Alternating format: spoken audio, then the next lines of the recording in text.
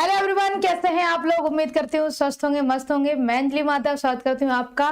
तो भाई, जैसे कि पीछे लिखा हुआ आपने देखा होगा, अहिंसा परमो धर्म। ये एक स्लोगन है जैन धर्म का, जिसमें कहते हैं भैया कि अहिंसा ही सबसे बड़ा धर्म है। यानी कि अगर जैन धर्म के मूल की बात करें, मूल आधार की बात करें, तो वो होगा अहिंसा, क्योंकि वो सबसे पहले फोकस करते हैं अहिंसा पे, उसके बाद दूसरी चीजों पर करते हैं। तो चले जैन धर्म की बात करेंगे। और मस्ती मत करो क्लास में, मैं पहले क्लास में ही बोल के चलती हूँ, अगर मस्ती करोगे तो क्वेश्चन 40 तक ही खींच पाएंगे। मस्ती नहीं करोगे तो हो सकता है क्वेश्चन अपन 60-70 तक भी ले जाए। तो वो आप पे डिपेंड करता है कि आप कितने क्वेश्चन हमारे साथ लगा पाएंगे, है ना जी। गुड मॉर्निंग जी, good morning. Good morning ladies Khan sir, बहुत बहुत शुक्रिया। चलो आओ तो वही फटाफट से चलते हैं और पहले क्वेश्चन की बात करते हैं, है ना जी। तो हम महावीर स्वामी जी की बात कर रहे हैं। तो महावीर स्वामी का जन्म 540 कुंडल ग्राम राजगृह बिहार, इसे आप बोलते हो, बिहार में हुआ था। मृत्यु की बात करें तो वो आप बताओगे, ठीक है। कमेंट करके बताओ फटाफट से कि महावीर स्वामी की मृत्यु कब हुई थी, फिर हम बताएंगे। 540 में जन्म हुआ था, 468 बीसी में इनकी मृत्यु हुई थी। अब शुरू करते हैं कहानी। इनकी स्टोरी पे नहीं जाएंगे, बीच में जो जो क्वेश्चन आएंगे वो हम आपको बताते जाएंगे, ठीक है जी। Good morning, good morning, very sweet morning बच्चा। आओ भाई, पहला क्वेश्चन देखते हैं। नीचे उल्लेखित किस संप्रदाय के अनुसार प्रकृति के संबंध में ज्ञान प्राप्त करना असंभव है। हमें बताना है कि यहाँ कौन सा संप्रदाय है जो ये मानता है कि प्रकृति इतनी अपार है, प्रकृति की इंफॉर्मेशन आप ले ही नहीं सकते पूरी तरीके से, 100% आपको प्रकृति की जानकारी मिलेगी ही नहीं, है ना। ऐसा कौन सा समुदाय कहता है, तो देखे जरा और आगे क्या लिखा है। यदि संभव भी है तो मोक्ष प्राप्ति के लिए व्यर्थ है। वो कह रहे हैं कि मानो अगर आपने प्रकृति को जान में लिया, नेचर को जान में लिया, फिर भी उसका मोक्ष से लेना देना कोई भी नहीं है ना। 468 बहुत बढ़िया, सही आंसर किया है। तो इसका आंसर क्या हो जाएगा, अजनाना संप्रदाय। अजनाना संप्रदाय जो है वह किसी भगवान को नहीं मानता, वह प्रकृति को मान के चलता है। तो इसका आंसर क्या हो गया, पहला इसका करेक्ट आंसर है। आओ दूसरा देखें। महावीर स्वामी को जिनके नाम से जाना जाता है, ठीक है। जिनका क्या अर्थ होता है, जिनका मतलब होता है विजेता। जो अपनी इंद्रियों पर विजय प्राप्त कर लेता है उसे जिनेंद्र कहा जाता है। इसलिए अगर जो जैन धर्म से संबंधित हो या जिनके जैन फ्रेंड रहे हो, वो जय जिनेंद्र बोलते हैं आपस में, है ना। जैसे हम लोग नमस्ते, राम राम वगैरह बोलते हैं, है ना, अस्सलाम वालेकुम बोलते हैं। तो ऐसे ही जैन धर्म में क्या बोलते हैं, जय जिनेंद्र। तो जिनेंद्र का मतलब होता है विजेता, जिसने अपनी इंद्रियों को जीत लिया हो। तो इसका भी क्या है, ए। अच्छा, क्वेश्चन देखो, हाँ अभी काफी लोग सीख गए हैं, क्वेश्चन डाल के आंसर करना है ताकि मैं पता कर पाऊं कि किसने सही दिया है ना। आओ अगला क्वेश्चन देखते हैं। अगला क्वेश्चन क्या है भैया, बड़ा सा क्वेश्चन है, आओ पढ़ लेते हैं। जैन धर्म के संबंध में निम्नलिखित कथनों पर विचार करें। तो पहले अपन पढ़ेंगे कथन और उन पर फिर अपन विचार करेंगे। आओ जी विचार कर लेते हैं। यहां सबसे पहले देखें कौन सा सही है, मतलब हमें अब पढ़ना है कि कौन सा कथन गलत है, कौन सा कथन सही है, ठीक है। मैम कल का पीडीएफ नहीं भेजा, दीपक जी। भाई पीडीएफ आपके हैंड टू हैंड अपलोड हो जाते हैं, हम अभी चेक करा लेते हैं। एक बार जरा चेक कर लेना लोग की पीडीएफ गई है कि नहीं गई है, ठीक है। देखे जरा। जैन धर्म तीर्थंकरों की अवधारणा को प्रबुद्ध शिक्षकों के रूप में मानता है, जो मुक्ति का मार्ग प्रदर्शित करने में सहायता करते हैं।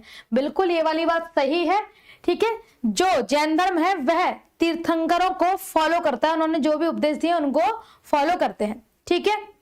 आजाद जी शुक्रिया।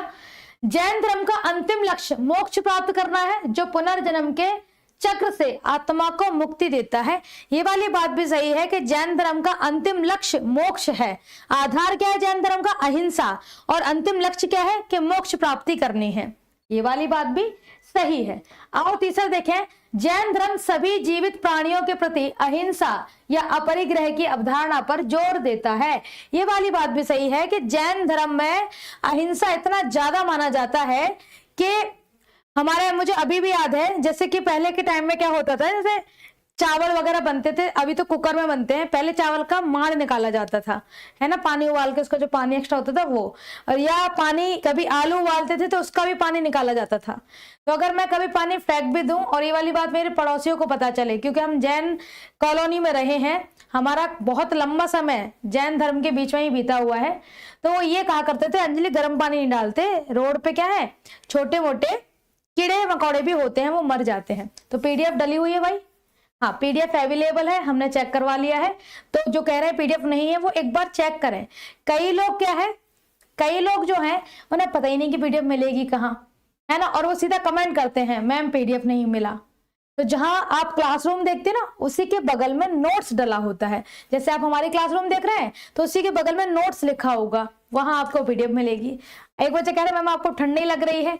मैं जिस रूम से क्लास लेती हूँ स्टूडियो में, इसमें बहुत सारी लाइट होती है, आप देख पा रहे हैं, गोरे चिट्टे लगते हैं एकदम से टीचर सारे। तो ये लाइट की हीट होती है, ये बोर्ड सुबह से चल रहा होता है, इसकी भी हीट होती है, और ये चारों तरफ से बंद होता है, एयर टाइट मान लो, है ना, तो इसमें हवा नहीं आती।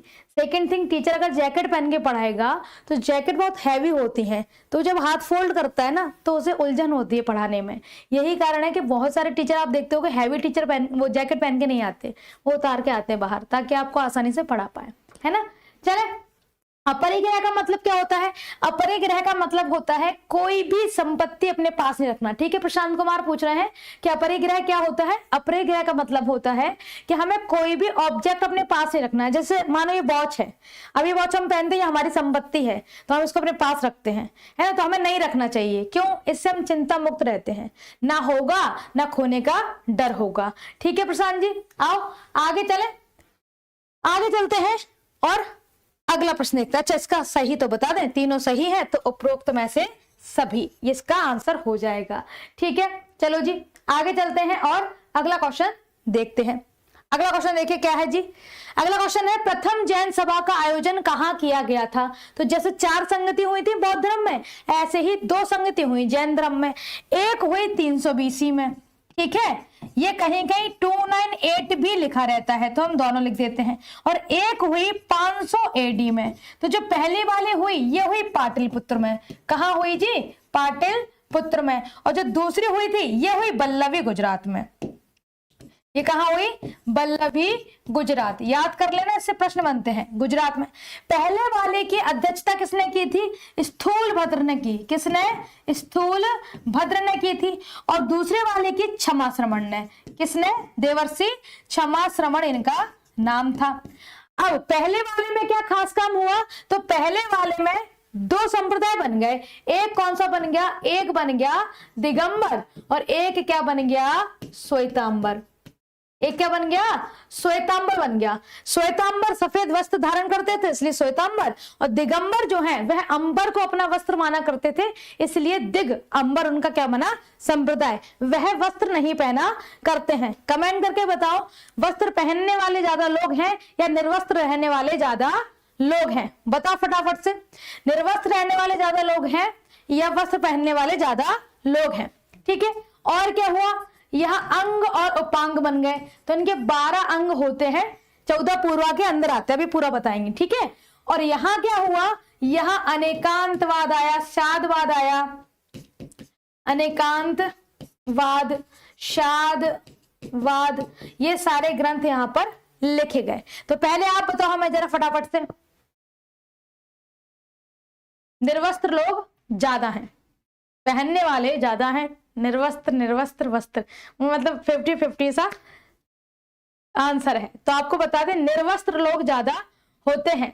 ठीक है, दिगंबर लोग की संख्या ज्यादा है। कैसे? चलो, दिगंबर लोग की नहीं, जो वस्त्र नहीं पहनते उनके। जैसे पेड़ जीभ में आता है पर वस्त्र नहीं पहनता, जैसे कुत्ता, बिल्ली, चिड़िया, चींटी, हाथी, घोड़ा, बहुत सारे ऐसे मतलब प्राणी होते हैं। ठीक है, बहुत सारे होते हैं। सांप में पता नहीं कितनी वैरायटी होती है, है ना। तो ये सारे वस्त्र पहनते हैं क्या? नहीं। तो निर्वस्त्र रहने वाले जीवों की संख्या क्या है? पृथ्वी पर ज्यादा है। और जो दिगंबर है वह भी क्या रहते हैं? निर्वस्त्र रहते हैं। ठीक है, चलो आगे चलें। आगे देखिए जरा, यहां पर 12 अंग वाली मैंने बात कही, उसको भी मैं बता दूं। तो पहले मैं इसका आंसर कर दूं कि प्रथम जैन संगति कहां हुई? तो देखो, पहली कहां हुई है? पाटलिपुत्र। दूसरी कहां हुई है? बल्लभी। तो पहले वाली का आंसर क्या हो जाएगा? पाटलिपुत्र हो जाएगा। अच्छा, यहाँ पे 12 अंग लिखे हैं, जरा इसकी भी जानकारी दे दूं ताकि इससे कोई प्रश्न बने तो आप फंसे नहीं। तो देखे जरा, जो जैन धर्म है उनमें जो साहित्य है उन्हें अंग कहा जाता है। ठीक है, क्या कहा जाता है?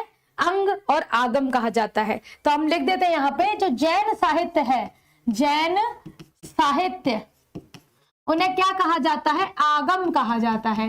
और आगम के अंदर आते हैं बहुत सारे पार्ट। तो देखो आगम के अंदर क्या क्या आता है। आगम के अंदर 12 अंग या उपांग इसे बोला जाता है, ये होते हैं। ठीक है, इसके बाद देखो 10 इसमें प्रकीर्ण होते हैं। इसके बाद देखो 6 इसमें 6 छेद सूत्र होते हैं। ठीक है, और 4 इसमें मूल सूत्र होते हैं, तो इनकी भी संख्या पूछ ली जाती है। अब यहाँ पे एक शब्द और है, उसे याद रखना, 14 पूर्वा। 14वां पूर्वा भी क्या है, एक जैन ग्रंथ है जो महावीर स्वामी की जानकारी देता है। तो मैं ये भी बता देती हूँ, महावीर स्वामी की क्या दे रहा है, जानकारी दे रहा है। एक और पॉइंट लिखो जिससे प्रश्न बनेगा। देखें, एक ग्रंथ है इनका बहुत फेमस, जिसका नाम है व्याख्या प्रज्ञापति। ठीक है, व्याख्या प्रज्ञापति। बिखरे हुए संकलन जब ग्रंथ है वो पहले वाले में हुए थे, जब श्वेतांबर दिगंबर हुए थे। ठीक है, आगे आए बच्चे, देखिए यहाँ पर एक है भगवती सूत्र। भगवती सूत्र, इसी को क्या कहते हैं, इसी को व्याख्या प्रज्ञापति कहते हैं। क्या कहते हैं, व्याख्या प्रज्ञापति। अब हम ये क्यों पढ़ रहे हैं, क्योंकि इसमें 16 महाजनपदों की जानकारी है, जनपदों की जानकारी। क्योंकि प्रश्न क्या बन जाता है, प्रश्न बन जाता है कि कौन सा जैन ग्रंथ है जिसमें 16 महाजनपद की जानकारी दी गई है। ठीक है, जो बच्चे कह रहे हैं कि क्लियर नहीं दिख रहा है, वो अपने मोबाइल को लैंडस्केप कर ले। आप लोग क्या ऐसे क्लास देख रहे होते हो, इसमें स्क्रीन छोटी हो जाती है, लेकिन आप क्लास ऐसे देखोगे तो आपकी स्क्रीन क्या हो जाएगी, बड़ी हो जाएगी।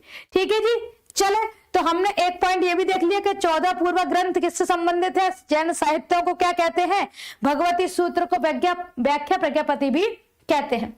सफेद रहने दीजिए, चलिए भैया तो सफेद पे बता देंगे। ठीक है, आओ आगे चलें।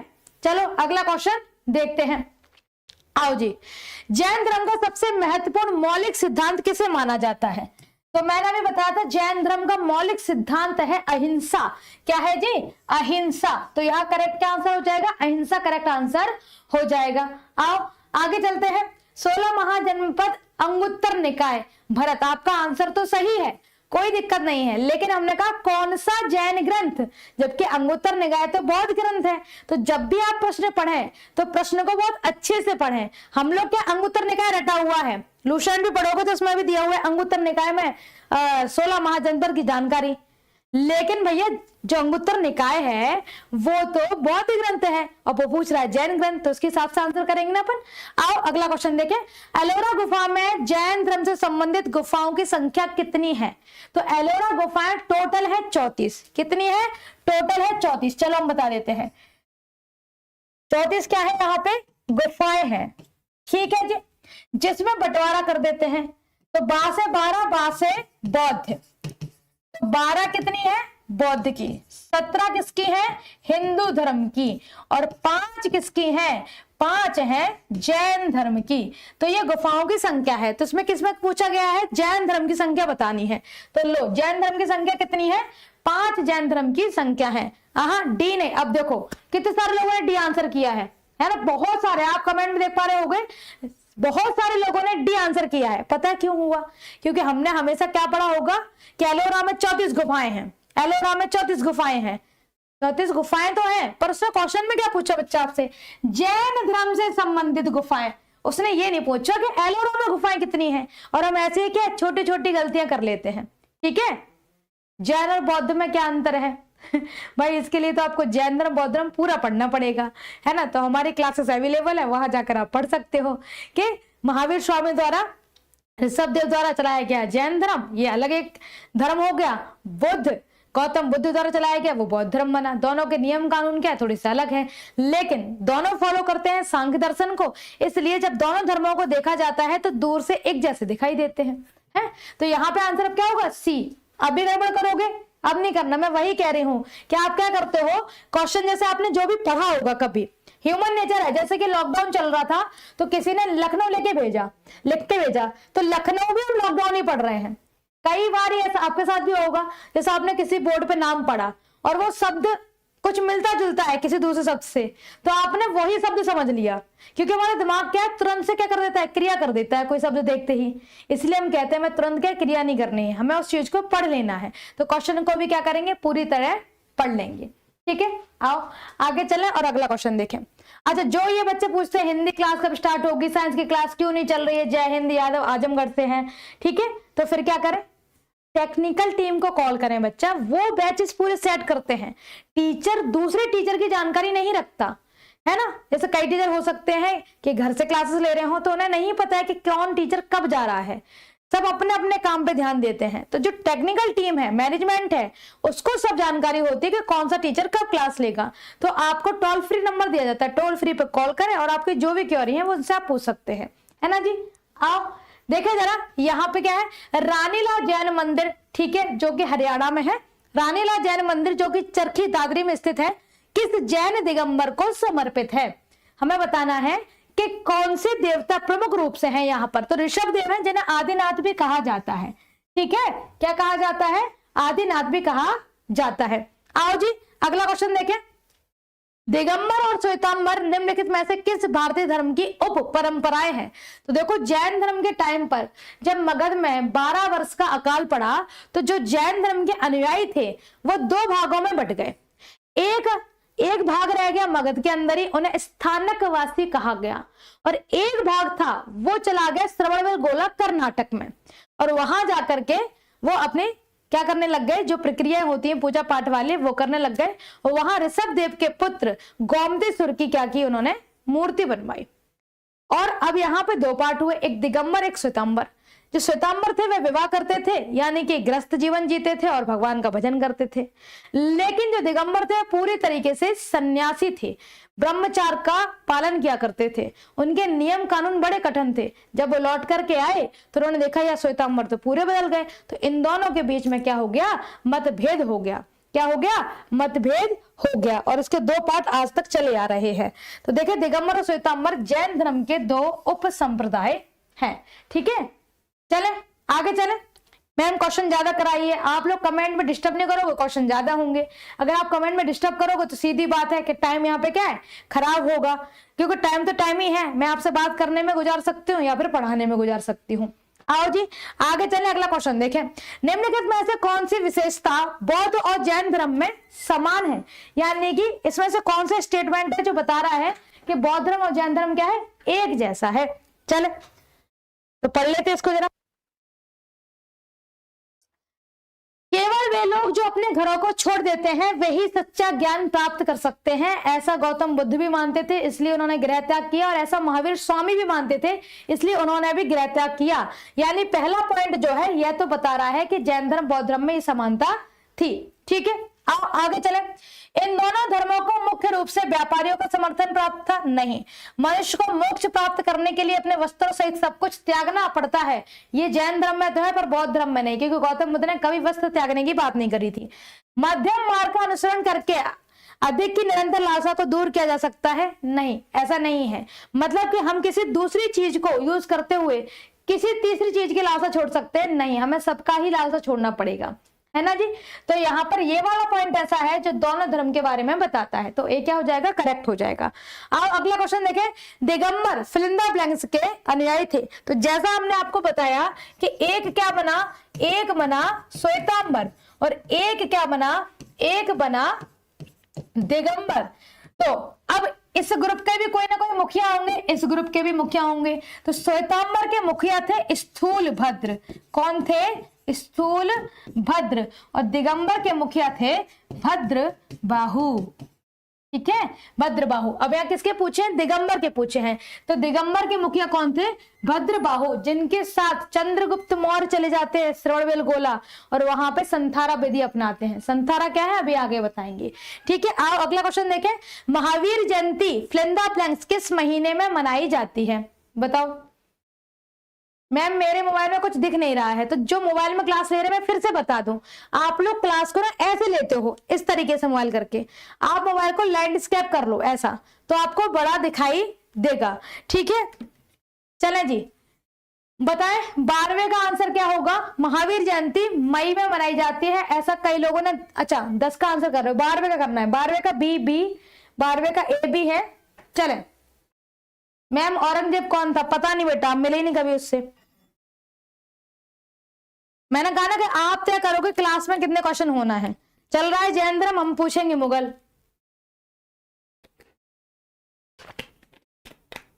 चलो हम बता देते हैं। चैत्र महीने के, कौन सा महीना? चैत्र, चैत्र महा 13वां दिन, शुक्ल पक्ष। कौन सा पक्ष? शुक्ल पक्ष। इस दिन क्या होता है? महावीर जयंती मनाई जाती है। अब जो चैत्र माह है ये क्या होता है? ये होता है अप्रैल। ठीक है, तो अप्रैल यहाँ पे करेक्ट आंसर है। 13वां दिन तो सबको समझ में आ रहा है, लेकिन अब यहां पर, ठीक है, लेकिन अब यहां पर लैंडस्केप में कमेंट नहीं दिख रहा है, करोगे क्या कमेंट का? अगर कमेंट आ भी रहे तो तुम कमेंट देखने के लिए बैच खरीदे हो या क्लास देखने के लिए है? बताओ जरा। बच्चा कह रहा है लैंडस्केप कर लेते मैम, कमेंट नहीं दिखता, क्लास देखो, है ना। चलो आओ यहां देखते हैं शुक्ल पक्ष क्या होता है। अच्छा, दो पक्ष सुने होंगे आपने, है ना। एक सुना होगा आपने, यहां से लिखते ताकि हमें जगह मिले लिखने के लिए। एक सुना होगा आपने कृष्ण पक्ष, और एक आपने सुना होगा शुक्ल पक्ष, जिसकी हम बात कर रहे हैं। ये बड़े कैलेंडर में देखने को भी आते हैं, सुने भी होंगे। पता है क्या? बताओ, पता है क्या कि जैन धर्म शुक्ल जैन धर्म कह रहे शुक्ल पक्ष और कृष्ण पक्ष क्या होता है? अच्छा, ये सुना है अंधेरी रात और उजेरी रात, ये सुना है क्या? अंधेरी रात और उजेरी रात। चलो हम बताते, कृष्ण पक्ष क्या होता है? जब अमावस्या, अमावस्या, ठीक है, अमावस्या से कहानी शुरू हो और कहां तक जाए? पूर्णिमा तक जाए, तो ये टोटल लगभग पड़ते हैं 14 से 15 दिन। तो अमावस्या से पूर्णिमा के बीच का जो दिन होता है उसे कृष्ण पक्ष कहा जाता है। तो मैं 15 दिन लिख देती हूँ, ठीक है। ऐसे ही शुक्ल पक्ष में क्या होता है? अब पूर्णिमा से लेकर के अमावस्या तक, ठीक है, पूर्णिमा से लेकर के अमावस्या के बीच में जो 15 दिन पड़ते हैं उसे शुक्ल पक्ष कहा जाता है, ठीक है। अब ये जो शुक्ल पक्ष कृष्ण पक्ष क्या है? बेसिकली चंद्रमा का जो मूवमेंट होता है 28 दिन में, उसके आधार पे बनते हैं। तो ये आपको ज्योग्राफी वाले टीचर बताएंगे, ठीक है जी। आओ आगे चले फटाफट से, अगला क्वेश्चन देखते हैं। आओ जी अगला क्वेश्चन देखें। दिगंबर और श्वेतांबर संप्रदाय के बीच मुख्य विवाद निम्नलिखित पर बल देने के कारण हुआ। हमें बताना कि दिगंबर और श्वेतांबर के बीच में लड़ाई क्यों हो गई थी, है ना। देखे जरा, अमावस्या के पहले कृष्ण पक्ष और अमावस्या के बाद शुक्ल पक्ष, ऐसे नहीं बोलेंगे। अमावस्या से पूर्णिमा के बीच वाले हिस्से को बोलते हैं कृष्ण पक्ष, ठीक है। आप गलत हो। कौन है? आदेश कुमार जी। किसी कीमत पे नहीं हो सकते, और धार्मिक जो बातें हैं, आध्यात्मिक बातें, उसमें तो किसी कीमत पे नहीं हो सकते। तो जाकर के पढ़ लेना कि कहां से कहानी शुरू होगी। अमावस्या से लेकर के कहानी पूर्णिमा से, ठीक है, अमावस्या से पूर्णिमा तक, यानी कि अंधेरे से धीरे धीरे उजाले की ओर जो डेज जाते हैं उसे कृष्ण पक्ष कहा जाता है। ठोक के भाई साहब कह रहे हैं, जाके चेक कर लेना, ठीक है जी। आओ, मुझे नहीं पता कि तुम कितने ईमानदारी से पढ़ते हो, लेकिन हम बहुत ईमानदारी से पढ़ते हैं। आगे चलते हैं और देखते हैं भैया यहाँ पे क्या समस्या हो गई कि दिगंबर और श्वेतांबर के बीच बन ही नहीं रही है। तो देखो, अहिंसा दोनों मानते हैं, पवित्र जीवन दोनों मानते हैं, सत्य बोलना दोनों ही मानते हैं, लेकिन अनुशासन और कठिन जीवन दिगंबरों का ज्यादा था, श्वेतांबरों का कम था। इसलिए क्या हो जाएगा? अनुशासन वाला ऑप्शन यहाँ पर सही हो जाएगा, ठीक है। आओ अगला क्वेश्चन देखें। प्राचीन भारत में जैन धर्म किसके शासन काल में फैला था? तो जैसा हमने आपको बताया, चंद्रगुप्त मौर्य जैन धर्म के बड़े ही क्या टॉप लेवल के अनुयायी बने, और उन्होंने क्या किया? संथारा। मैम बोर्ड कलर डार्क कर लो। अब देखो क्लास में मैम आप उल्टा बता रहे हैं, मैं खान सर से पढ़ाऊं, तो खान सर की जाके क्लास एक बार और देख लेना, है ना। कई बार क्या होता है, तुम लोग को खुद ही याद नहीं रहता और आके कमेंट में करते हो खान सर ने ये पढ़ाया था, ये ऐसा सही है। तो एक बार जाके क्लास ले लेना, हम तो यही है ना, हम तो यही आने वाले हैं अपने हिस्ट्री चलने तक। तो कल आके बताना कि फिर क्या पढ़ाया था खान सर ने, ठीक है। हम जो पढ़ा रहे हैं वो 100% सही है, बिल्कुल सही है, परेशान नहीं हो, है ना। आओ देखिए जरा, प्राचीन भारत में जैन धर्म किसके टाइम पे? चंद्रगुप्त के टाइम पर। कहां पर? चंद्रगुप्त मौर्य के टाइम पर, ठीक है जी। चलो चंद्रगुप्त मौर्य की बात करते हैं। तो हमने कहा इन्होंने संथारा विधि अपनाई। तो एक शब्द होता है समाधि मरण, ठीक है। एक क्या होता है? समाधि मरण। एक होता है संथारा, और एक क्या होता है? समाधि मरण, संथारा। और एक होता है बहुत फेमस, जो लुसेंट में भी मिलेगा, जिसे कहते हैं संलेखना। क्या कहते हैं? संलेखना,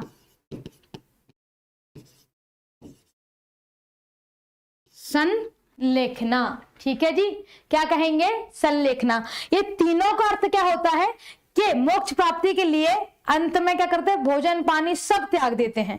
क्या कह देते हैं? सब त्याग देते हैं। पहले डाला बाद में बताया था, बस इतना अंतर है।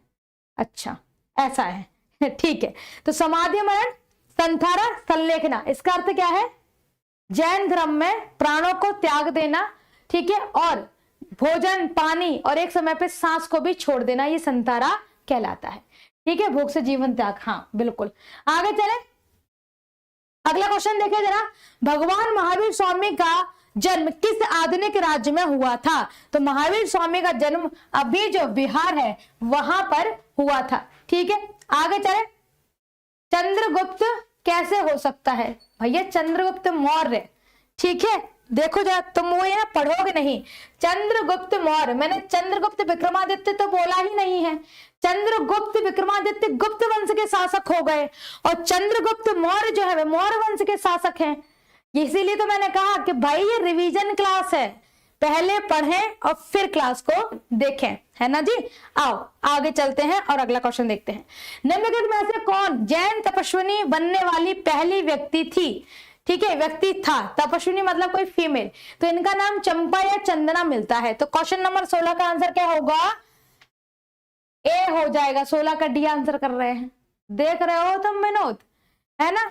चंपा नाम मिलेगा इनका, या क्या मिल जाएगा? चंद्रा नाम मिल जाएगा, जो पहली महिला क्या बनी थी? जैन अनुयायी बनी थी। ठीक है, आओ अगला क्वेश्चन देखते हैं।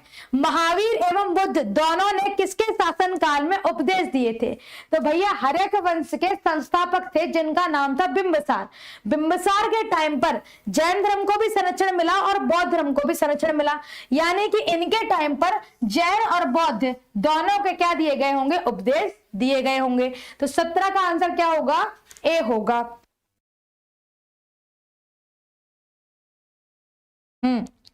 आगे देखे जरा। अनेकांतवाद निम्नलिखित में से किसका सिद्धांत था?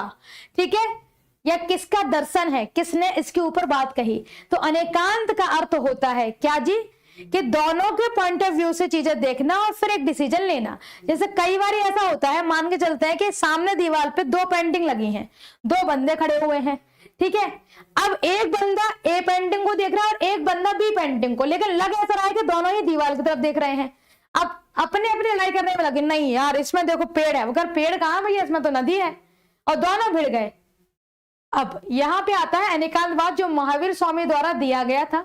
वह कहते हैं कि हमें अपना पॉइंट ऑफ व्यू भी देखना चाहिए और दूसरे का भी, कि वो एक्चुअल में क्या देख रहा है, उसके बाद डिसीजन लेने चाहिए। तो जैन मत है ये। कौन सा मत है? जैन मत है।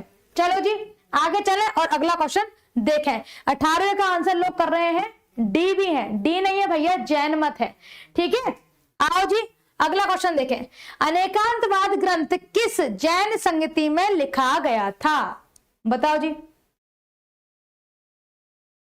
इसका क्या क्वेश्चन है, जरा नीचे करना। बौद्ध धर्म का क्या पूछ रहा? मैम बौद्ध धर्म की पहली महिला अनुयायी कौन थी? प्रजापति गौतमी बच्चा। ठीक है, आओ यहां देखें। अनेकांतवाद ग्रंथ किस जैन संगति में लिखा गया? तो हमने कहा 500 एडी में जब द्वितीय संगति हुई थी, उसमें स्यादवाद, अनेकांतवाद, ये सारे ग्रंथ लिखे गए थे। ठीक है, चले। आम्रपाली बौद्ध धर्म की नहीं है। हाँ, आम्रपाली बौद्ध धर्म को फॉलो करती है, लेकिन पहली बार भिक्षुणी का कौन पद लेता है? प्रजापति गौतमी, उसके बाद आम्रपाली, उसके बाद गौतम बुद्ध की पत्नी। ठीक है जी, आओ अगला क्वेश्चन देखें। निम्नलिखित में से कौन सा पंथ दिगंबर और श्वेतांबर दोनों से संबंधित है? बहुत बढ़िया, इसका आंसर हम चाहते हैं कि आप लोग जरूर दें। ठीक है, इसका आंसर बताओ जरा, क्या होगा कि कौन सा पंथ है जो दिगंबर में भी आता है और श्वेतांबर में भी आता है? देखें इसका आंसर कौन करेगा। 20 का आंसर बताओ भाई जरा, 20 का आंसर बताओ। क्वेश्चन नंबर 20 का आंसर बताओ जी। क्वेश्चन नंबर 20 का आंसर क्या होगा? बताओ जी।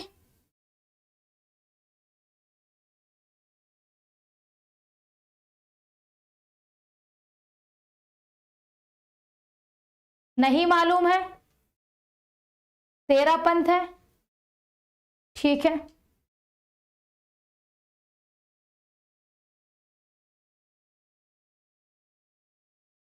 चलो हम बता देते हैं, तारण तारण सब कर रहे हैं, मैं यहां बता देती हूँ, ठीक है। यहां ध्यान देना, जैन संप्रदाय दो भागों में देखा, एक है दिगंबर, लेते हैं पहले वाला, ठीक है। एक है दिगंबर और दूसरा है श्वेतांबर। दिगंबर जो है इसके भी अंदर बहुत सारे हुए, जैसे कि एक हुआ 20 पंथ, एक हुआ तारण पंथ, एक इसमें आता है 13 या 13 पंथ, 13 या इसको बोला जाता है 13 पंथ, ठीक है।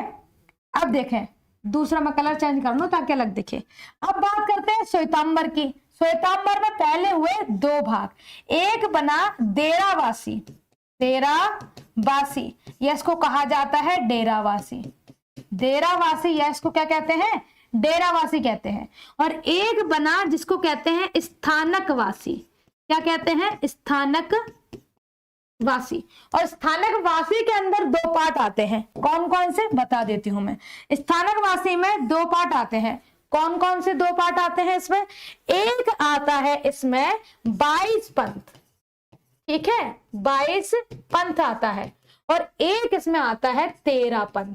कौन सा जी, 13 पंथ। देख रहे हो कितना डीप क्वेश्चन पूछा गया, और ये प्रीवियस ईयर का क्वेश्चन है, ठीक है। तो देखो जरा यहाँ पे क्या पूछा गया, दिगंबर और श्वेतांबर। तो देखो यहाँ पे भी 13 पंथ है दिगंबर में, और श्वेतांबर में भी हम देख रहे हैं 13 पंथ।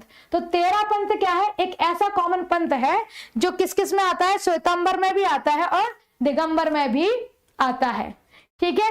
तो हमने दोनों चीजें लिख दी है। अब याद कर लेना कि इन दोनों में कौन सा कॉमन है, 13 पंथ। अच्छा, वो ये भी पूछ सकता है कि 22 पंथ किस में आता है, श्वेतांबर में या दिगंबर में, तो अलग आंसर हो जाएगा, है ना। अच्छा, जो बच्चे बोल रहे मैम समझ नहीं आ रहा, तो उन्हें इसलिए नहीं आ रहा होगा जिन्होंने जैन धर्म ही नहीं पढ़ा, उन्हें क्या पता दिगंबर और श्वेतांबर क्या है, और दिगंबर और श्वेतांबर जिसने नहीं पढ़े उन्हें क्या पता इसके अंदर क्या होते हैं, पंथ होते हैं, है ना जी। आगे चले और अगला क्वेश्चन देखें।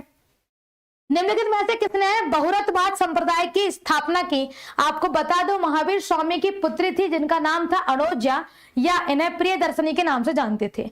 उनका विवाह जमाली नाम के व्यक्ति से हुआ।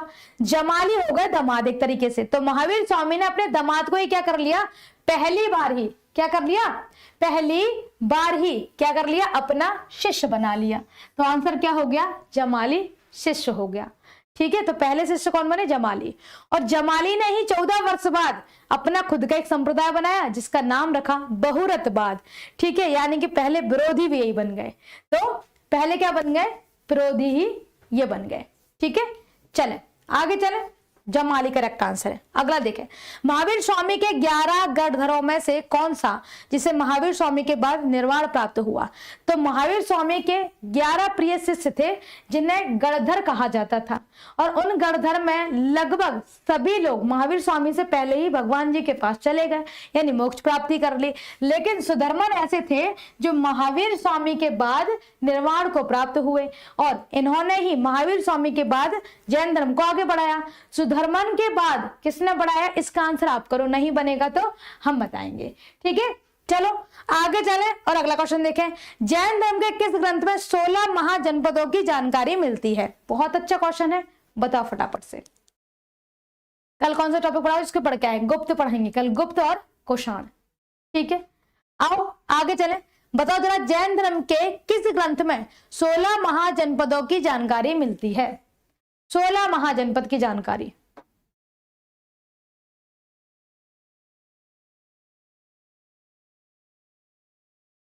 22 का डी, बहुत बढ़िया। बी, तालियां हो जाएं डी और बी के लिए, ठीक है।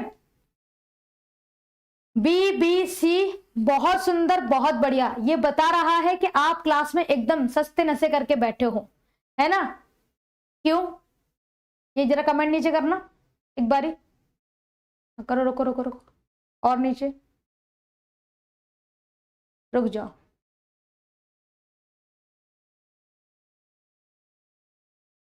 गाली मत दो, है ना, किसी मतलब हमें नहीं दे रहे हो, आपस में गाली दे रहे हो, गाली मत दो, अच्छा नहीं लगता। देखिए जरा, अभी मैंने बताया था कि क्वेश्चन को जब पढ़े तो अगले तुम मन कर रहा है मार दे तुम में एक झापड़। यहाँ क्या लिखा है, जैन धर्म लिखा है। हमें पता था ये क्वेश्चन आते ही बोलोगे अंगुत्तर निकाय, सब यही चिल्लाएंगे अंगुत्तर निकाय। और स्टार्टिंग में ही बताया था कि क्वेश्चन को ध्यान से पढ़ना है, पर हम नहीं पढ़ेंगे, हम तो पढ़ेंगे अपने मन से।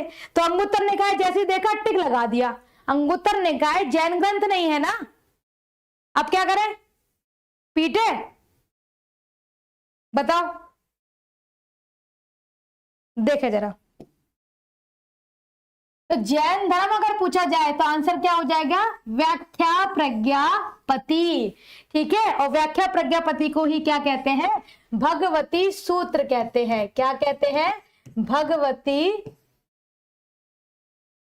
सूत्र, जिसके अंदर 16 महाजनपद। अब देखो जरा, इसके अंदर भी 16 महाजनपद है। अथर्ववेद के अंदर मगध की जानकारी है, लेकिन अथर्ववेद हिंदू ग्रंथ है। अंगुत्तर निकाय और मिलिंद बनो ये बौद्ध ग्रंथ है।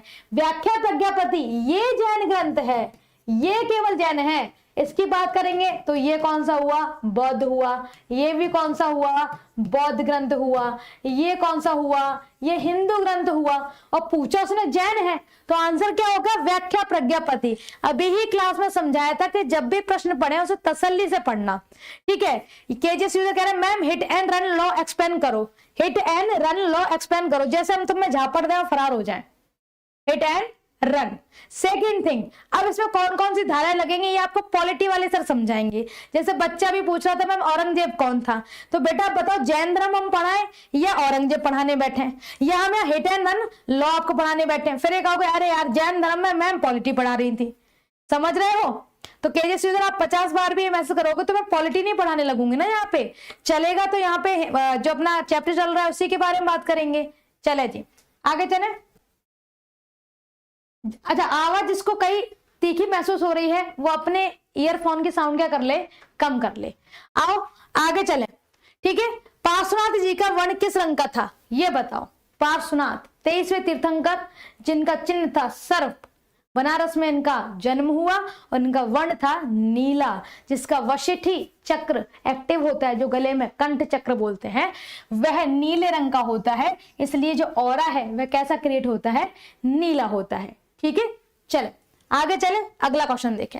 निम्नलिखित में से किस तीर्थंकर के शिष्यों को, ठीक है, निम्नलिखित में से किस तीर्थंकर के शिष्यों को निर्ग्रंथ कहा गया। तो जो 23वें तीर्थंकर थे पार्श्वनाथ, उनके शिष्यों को निर्ग्रंथ कहते थे। निर्ग्रंथ का अर्थ होता है बंधनहीन, जिस पर किसी का बंधन ना चलता हो। आओ अगला क्वेश्चन देखें। जैन धर्म में कुल कितने तीर्थंकर हुए, तो जैन धर्म में कुल 24 तीर्थंकर हुए थे। अब मैं थोड़ा क्वेश्चन की गति बढ़ाने वाली हूं, क्योंकि अपन को कम से कम, ठीक है, ईयरफोन क्या होता है ना, पढ़ लाला तुम काहे करोगे फिर, है ना, जो ढपना लगा तो कान में, वही ये कहते ईयरफोन। आओ अगला क्वेश्चन देखें। निम्नलिखित में से कौन से तीर्थंकर पंचबालयति में शामिल नहीं है। पंचबालयति लिख के दे रहे हैं, इसका आंसर कोई दे जाए, क्योंकि पढ़ाई नहीं है, हम तो वन लाइनर पढ़ने वाले बच्चे हैं। बताओ जरा ये पंचबालयति में कौन नहीं आते, बताओ जल्दी से।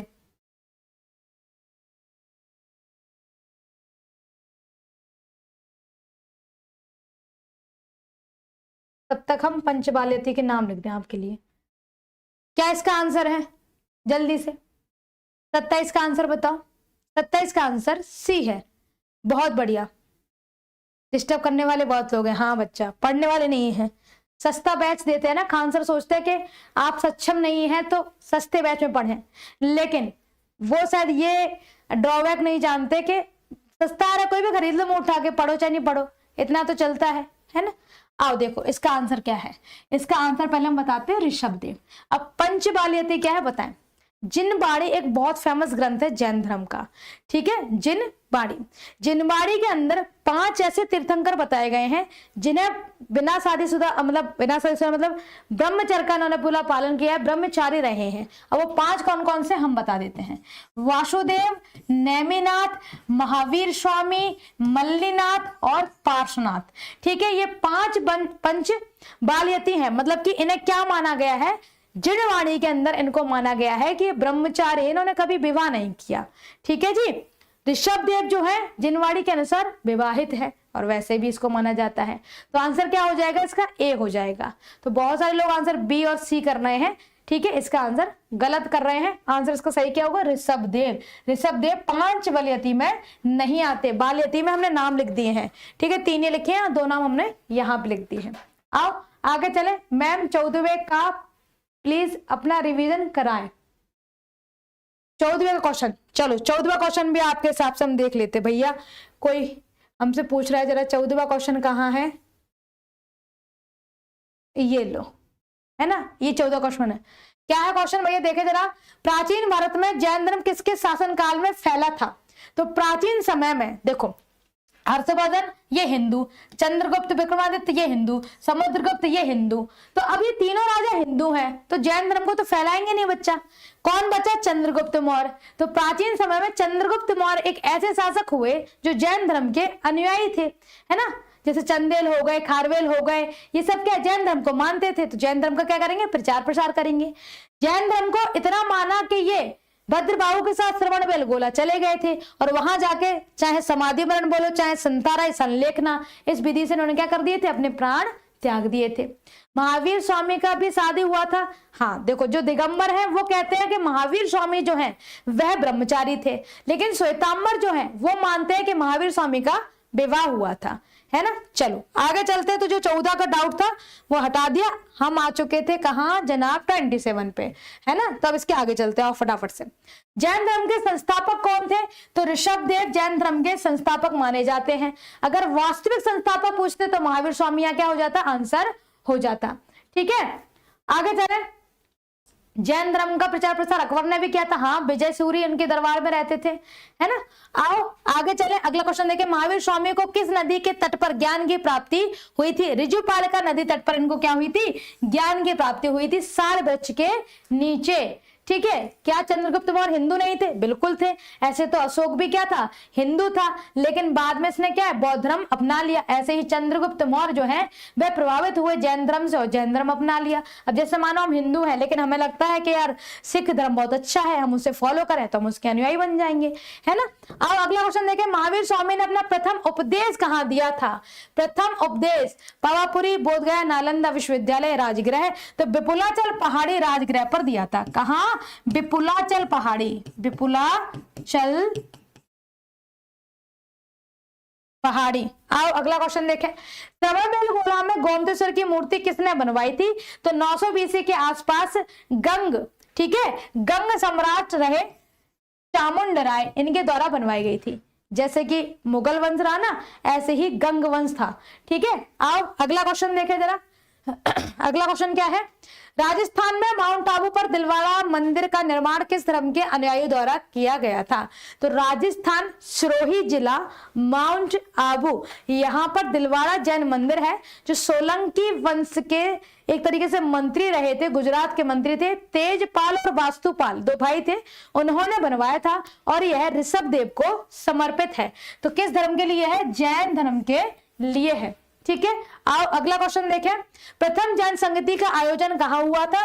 तो प्रथम जैन संगति पाटलिपुत्र और दूसरी संगति कहाँ हुई थी? बल्लभी में हुई थी, है ना जी। चलो आगे चले, अगला क्वेश्चन देखें। ऋग्वेद क्या है? सॉरी, निम्नलिखित कथनों पर विचार कीजिए, कौन सा सही है? ठीक है, कौन सा सही है? चलो पढ़ लेते हैं। ऋग्वेद में 2 तीर्थंकरों अर्थात ऋषभनाथ और अष्टनेमी का उल्लेख मिलता है। बिल्कुल मिलता है। भागवत पुराण में ऋषभनाथ को नारायण का अवतार बताया गया है। बिल्कुल बताया गया है। तो 1 और 2 दोनों क्या हो जाएंगे? सही हो जाएंगे। 1 और 2 क्या है? दोनों सही हो जाएंगे। आओ आगे चले। 34 के बाद 35 देखें। समाधि मरण किस दर्शन से संबंधित है? ठीक है, समाधि मरण किस दर्शन से संबंधित है? तो अभी पढ़ के आए, समाधि मरण हो, चाहे संलेखना हो, चाहे संथारा हो, ये कहां से संबंधित है? जैन दर्शन से संबंधित है। ठीक है, चले किससे? जैन दर्शन से संबंधित है। आगे चले। मैम 12 बार फिर से बता दीजिए। तो जो बोल रहे थे बच्चा 12 फिर से बताओ, वो क्लास को थोड़ा पीछे कर लिया करें, वीडियो ही तो है, आप पीछे करके चेक कर सकते हैं।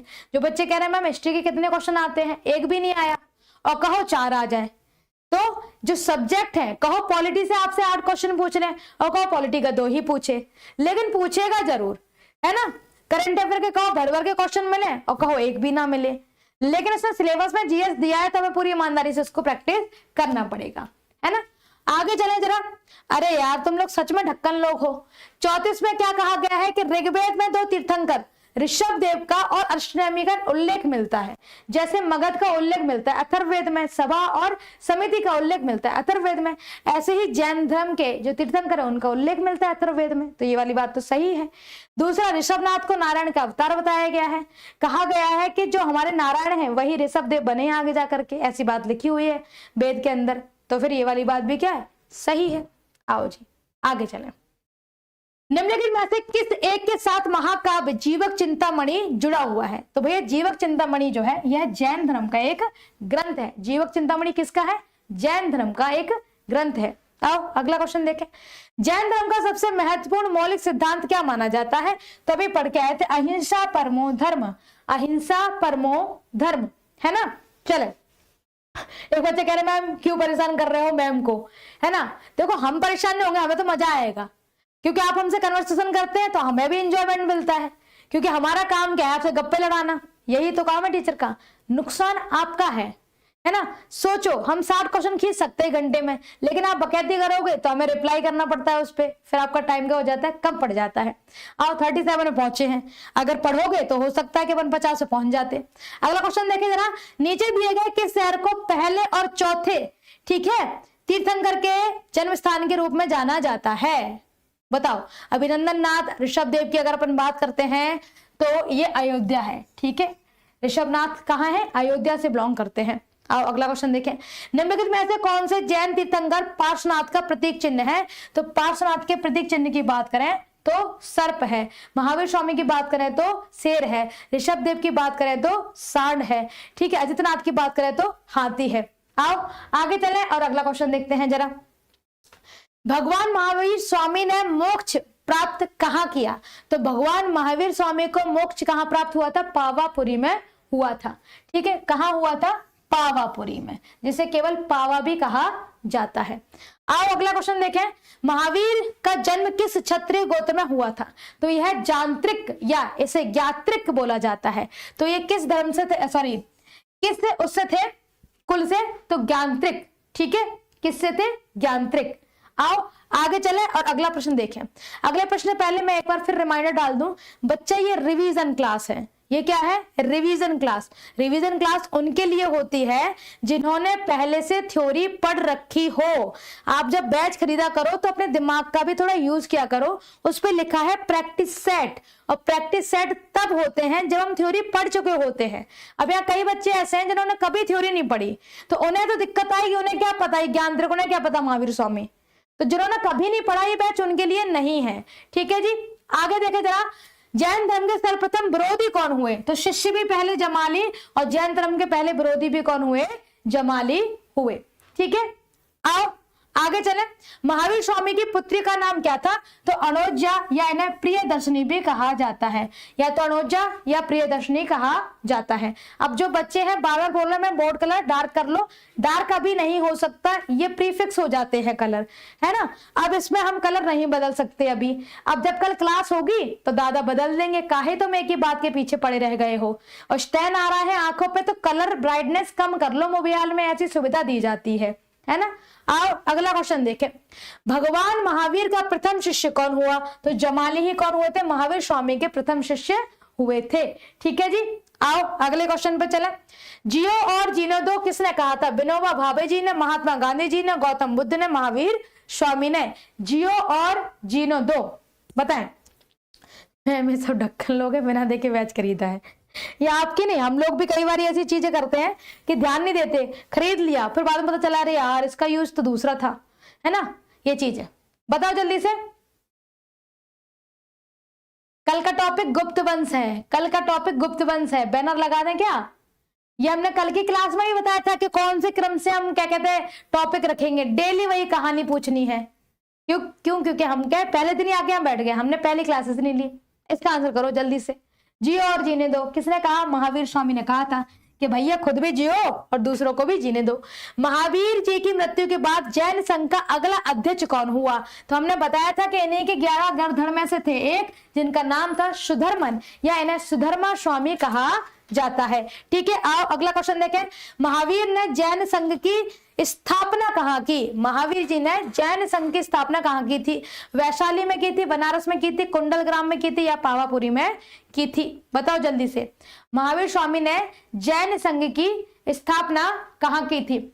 जो बच्चा कह रहे हैं मैम कमेंट मत पढ़ो, जल्दी जल्दी पढ़ा दो। अभी जल्दी जल्दी पढ़ाएंगे तो तुम ही लोग फिर ये बोलने लग जाओगे कि मैम धीरे धीरे पढ़ाओ। बताओ जल्दी से क्या आंसर है 47 का? कहां पर जैन धर्म की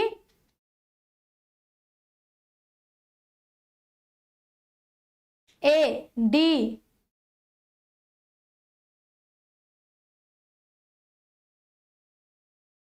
पावापुरी, कुंडलग्राम, बहुत बढ़िया, कुंडलग्राम वैशाली। ठीक है, अच्छा सॉरी, कुंडलग्राम वैशाली। तो कुंडलग्राम दिया गया इसलिए अपन वैशाली की ओर नहीं जाएंगे, वैशाली के अंदर वाला हिस्सा है कुंडलग्राम। आओ आगे देखें जरा। प्रथम जैन तीर्थंकर ऋषभ देव का प्रतीक चिन्ह क्या है? तो ऋषभ देव का जो चिन्ह है वो है सांड। क्या है जी? सांड। आओ अगला क्वेश्चन देखें। द्वितीय जैन तीर्थंकर अजितनाथ का प्रतीक क्या है? द्वितीय की बात करेंगे तो दूसरे का है हाथी, अजितनाथ का क्या है जी? हाथी है। आओ आगे चलें और अगला क्वेश्चन देखें। जैन धर्म श्वेतांबर एवं दिगंबर संप्रदाय में कब विभाजित हुआ था? जैन धर्म श्वेतांबर और दिगंबर में कब विभाजित हुआ था? बताओ। पहली संगति कब विभाजित हुआ था? 300 बीसी की बात है, चंद्रगुप्त मौर्य का टाइम चल रहा था। ठीक है, तो चंद्रगुप्त मौर्य के समय में प्रथम संगति हुई थी। डी इसका करेक्ट आंसर है। अब आगे देखें। स्थूल भद्र के शिष्यों को क्या कहा जाता है? तो सा से स्थूल है और सा से श्वेतांबर है, तो स्थूल भद्र के शिष्यों को क्या कहते थे? श्वेतांबर कहते थे। आओ, प्रथम जैन संगति के समय अध्यक्ष कौन थे? तो बता के आए हम कि पहले वाले में कौन हुए? स्थूल भद्र, दूसरे वाले में क्षमा श्रमण, तो पहले वाले में स्थूल भद्र, तो डी इसका क्या हो जाएगा? करेक्ट आंसर हो जाएगा 53 का। आओ आगे चले। द्वितीय जैन संगति के समय अध्यक्ष कौन थे? तो बताया था द्वितीय में रहे क्षमा श्रमण, पहले में स्थूल भद्र, दूसरे में क्षमा श्रमण। आओ आगे देखें। खजुराहो में जैन मंदिरों का निर्माण किन शासकों द्वारा करवाया गया? आपको बता दें खजुराहो में बेसिकली हिंदू धर्म के मंदिर हैं, लेकिन वहां हिंदू धर्म के अलावा जैन धर्म के मंदिर भी देखने को मिलते हैं। और जो खजुराहो मंदिर है वह चंदेल वंश के शासकों द्वारा बनवाया गया था। वहां का सबसे बड़ा मंदिर कंदरिया महादेव मंदिर है। ठीक है, आओ आगे चलें। अगला क्वेश्चन देखें। हर्षामनी नामक जैन भिक्षुणी को भूमि दान किस गुप्त शासक द्वारा दी गई थी? तो हर्षामनी को जैन मठ बनाने के लिए, जैन मंदिर बनाने के लिए कुमार गुप्त प्रथम द्वारा भूमि दान में दी गई थी, जिसे अग्रहार कहा जाता है। तो गुप्त वंश के जो शासक थे जो भूमि दान में दिया करते थे उस भूमि को अग्रहार कहते थे। भूमि दान देने की प्रथा सतवाहन वंश द्वारा चलाई गई थी। बेसिकली सतवाहन आंध्र प्रदेश में थे, लेकिन उन्हीं के देखा देखी में गुप्त वंश ने भी शुरू की। ठीक है, आओ आगे चले, अगला क्वेश्चन देखें। प्रसिद्ध जैन आचार्य कौन थे जिन्हें अकबर ने सम्मानित किया था? हरविजय सूरी। किसने किया था? हरविजय सूरी को सम्मानित किया था अकबर ने। तो 57 का आंसर क्या हो जाएगा? बी हो जाएगा। आओ 56 का ए है बिल्कुल, और 57 का क्या है? बी। जैन साहित्यों में प्रकीर्णों की कितनी संख्या बताई गई है? तो अभी बताया था 12 अंग या उपांग, 10 प्रकीर्ण, 6 छेद सूत्र और 4 मूल सूत्र होते हैं। तो जैन साहित्यों में प्रकीर्णों की संख्या 10 बताई गई है। आओ आगे चले, 2 क्वेश्चन और बचे हैं बस। दक्षिण भारत में जैन मठों को क्या कहा जाता है? तो देखो जैन मठ दक्षिण भारत में कहां से है? क्योंकि कौन चला गया था? भद्रबाहु। अब ढक्कन आदमी रितेश मौर्य, मैम जल्दी पढ़ाओ जल्दी पढ़ाओ। अब क्या मैं क्वेश्चन भी नहीं पढ़ूं और उसका आंसर भी नहीं पढ़ूं, केवल खोलू लो भाई साहब इसका ये सही है, हो गया। ए पगलेट मिल तो कभी खोपचे में, है ना? तो क्या कहते हैं? वसड़ी कहते हैं। पगला रहा है छोरा, है ना? जल्दी पढ़ाइए, इससे और जल्दी क्या पढ़ा है कि हम क्वेश्चन खुद पढ़ के खुद ही आंसर कर दे रहे हैं, तुमसे पूछ तक नहीं रहे हैं, है ना? तो यहाँ पे देखो क्या कहते हैं? वसटी कहते हैं, मठ नहीं कहते, वसटी कहा जाता है। तो जो साथ में चले गए थे, ठीक है, जो साथ में चले गए थे कौन? भद्रबाहु के साथ में, वो वसटी में रहा करते थे। आगे चले और अंतिम क्वेश्चन देखें। प्रसिद्ध जैन ग्रंथ समय सार किसके द्वारा लिखा गया? समय सार किसके द्वारा लिखा गया? कुंद कुंद के द्वारा। ठीक है, आचार्य कुंद कुंद द्वारा। ठीक है, चले मैं मतलब सोचो क्वेश्चन खोल के पढ़ के आंसर भी खुद ही बता देती हूँ। मैम आप कितना पढ़ी हो? हम तो 10th फेल है भैया, यहाँ आ गए सीधा ऐसे। ठीक है, मेरा नाम डाल के सर्च करोगे ना गूगल पे अंजलि सविता, तो मेरी क्वालिफिकेशन नीचे लिख के आ जाएगी एमटेक। ठीक है, तो मैंने क्या किया है, एमटेक किया हुआ है और पिछले 7 सालों से हम जीएसई पढ़ा रहे हैं, क्योंकि टीचिंग मेरा पैशन है। हमने 1 साल टेक्निकल जॉब भी की, मजा नहीं आया, हमने छोड़ो, हटाओ इधर आओ। ठीक है जी, चलो 60 का ए आंसर किया है काफी लोगों ने। कल का टॉपिक बता के जाते हैं, कल हम बात करेंगे गुप्त वंश की, तो गुप्त और कुषाण पढ़ के आना। ठीक है, किसकी बात करेंगे, गुप्त प्लस इसमें कुषाण वंश के भी आपको कुछ क्वेश्चन दिख जाएंगे। ये 2 टॉपिक करेंगे, फिर अपना एंशिएंट लगभग खत्म होने की ओर आएगा, फिर अपन चलेंगे मेडिवल की ओर, यानी कि मुस्लिम आक्रमण की ओर। अब हाथ जोड़ के उनसे विनती है जिन्होंने कभी थ्योरी नहीं पढ़ी है वो इस बैच को कंटिन्यू नहीं करें, क्योंकि भाई बैच में लिखा है रिविजन बैच है, प्रैक्टिस सेट है। लेकिन तुम लोग क्या करते हो, हमने पढ़ा नहीं है, हम सोचते हैं इसी बैच को पढ़ के हमारा सिलेक्शन हो जाएगा। असंभव है, ठीक है, असंभव है। क्लियर है यहां तक बात? चले कल